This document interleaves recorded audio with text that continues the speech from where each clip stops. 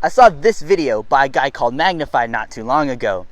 And when I saw how many views it had, how many likes it had, and how many people actually believed it, I knew I had to make a video about it. Magnify's video is full of mistakes, misleading arguments, and is just flat out wrong sometimes. So I want to go through the video and break down his points one by one and explain to you why it's wrong. Let's start at the very beginning. In English, the first verse of the Bible has 10 words. In the beginning, God created the heavens and the earth. But this is very different from the original Hebrew text. It shouldn't be a surprise that the Hebrew text is very different from the English translation. First of all, English and Hebrew are very different languages built on different foundational structures.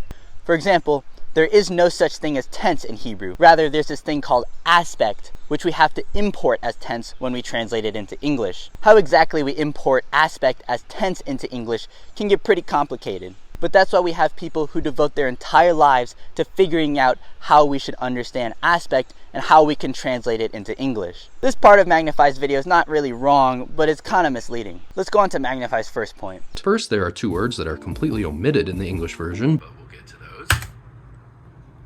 Okay, I forgot to film this part earlier, but I just have to say that Magnify is unnecessarily cryptic here.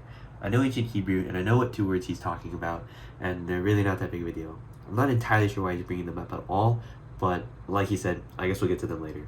Scholars generally agree that this verb created shouldn't be translated in the past tense. A more accurate version would be when God began to create. You'll notice how the phrase in the beginning wasn't supposed to be referring to the beginning of the universe, but to the beginning of the act of creation. Most scholars do not agree that the translation of Genesis 1:1 should be when God began to create the heavens and the earth, instead of in the beginning God created the heavens and the earth. In fact, I went through 25 English translations of the Bible, and not once was Genesis 1:1 translated as when God began to create the heavens and the earth. Just to give you an idea of the scale of these translations, the ESV had over 100 scholars working on it, and the most scholarly or authoritative translation of the Bible, the NRSV, had over 30 scholars employed at the time of its publication. I had to do a lot of digging to find even one translation that translates it the way Magnify says it should be translated, and that was a Jewish Publication Society 1985 edition of the Tanakh, or Hebrew Old Testament. So to say that most scholars think when God began to create the heavens and the earth is a more accurate translation is just flat out wrong. There are a lot of different reasons why we can't translate it the way Magnify says we should translate it. First of all, the verb used there in Hebrew, bara, is what's called perfect aspect. Perfect aspect indicates a completed action and sort of views the whole thing from afar. We have no way of indicating just aspect in English. We can only indicate aspect with time, which gives us tense. So the most natural way to translate a perfect aspect verb in Hebrew into English would be a simple past tense, or created.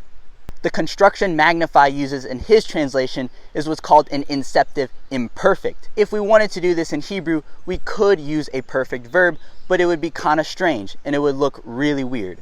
Typically, if we wanted to use an inceptive imperfect in Hebrew, we would use what's called an imperfect aspect verb. Morphology and aspect aside, this translation makes very little sense syntactically as well. Let's look at the Hebrew text for a second. You see those two dots all the way at the end of the line? That's what's called a sof pasuk, or end of verse, and they basically function as a period in English.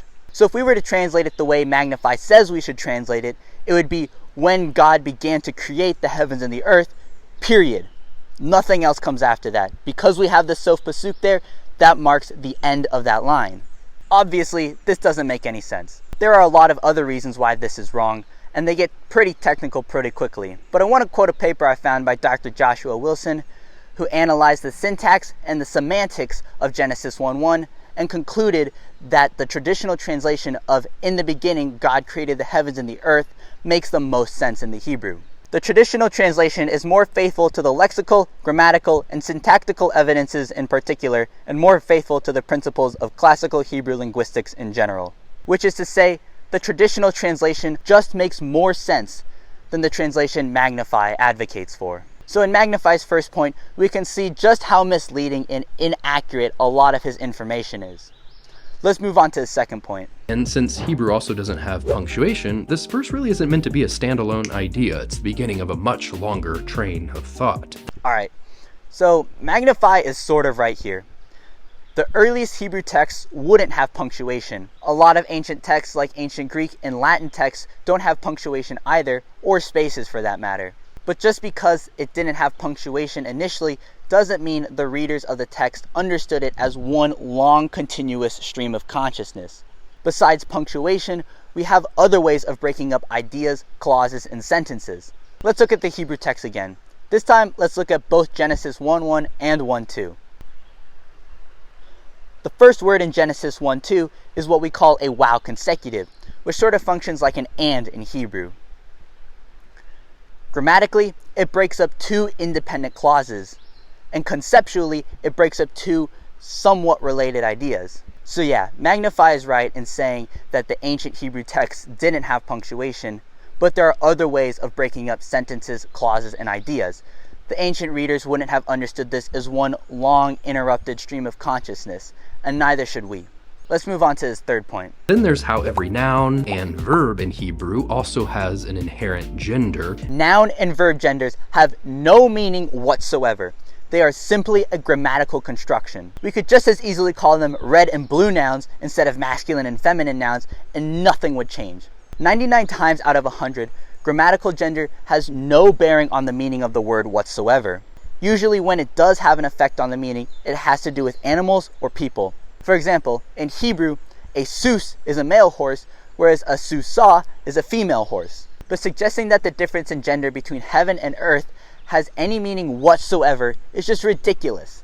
I also have to say, verbs don't really have gender in the same way nouns do. And when they do, all that indicates to us is that the subject of the sentence and the verb have to match in grammatical gender. You can't really create something in a masculine way, and you can't really create something in a feminine way.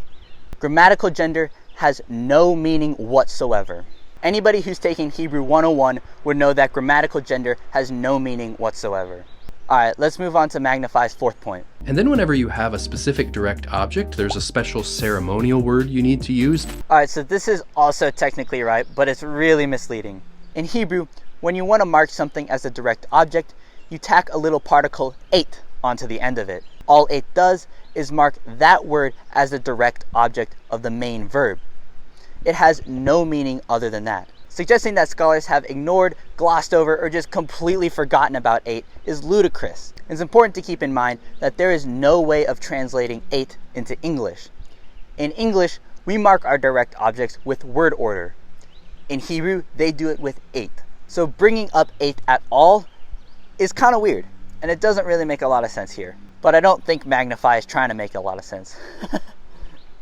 Anybody who knows Hebrew would know that ate is just always left untranslated because there is no way of translating it into English. Alright, let's see Magnify's last point. Now, one could argue to what degree all these features are important, but it's interesting to make the claim that this text is of divine origin, but then in the very first sentence decide that all the literary attributes are completely irrelevant to the message.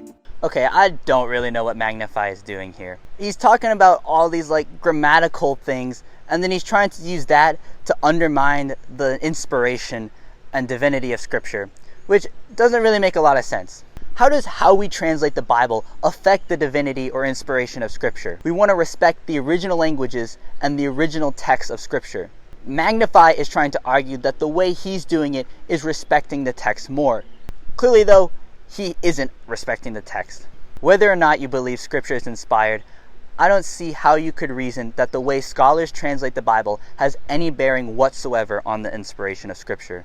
I'm no Hebrew biblical scholar, and I'm guessing neither is Magnify. But it's clear to me, and hopefully it's clear to you at this point, that Magnify has taken very little care to make his argument well-structured and sound. This video is horribly under-researched, extremely misleading, and most of the time just flat out wrong. Also, Magnify, I thought you said you were going to make 6 points. I only counted 4. Alright, so what am I trying to do here? I'm not trying to attack Magnify. This video is one of the most viewed videos on the Bible on YouTube, and it's horribly misleading and has tons of misinformation in it. Don't just take my word for it though. Be skeptical of what I say, what Magnify says, and what anybody else on the internet says. Go do your own research and convince yourself of one side or the other. Thanks for watching.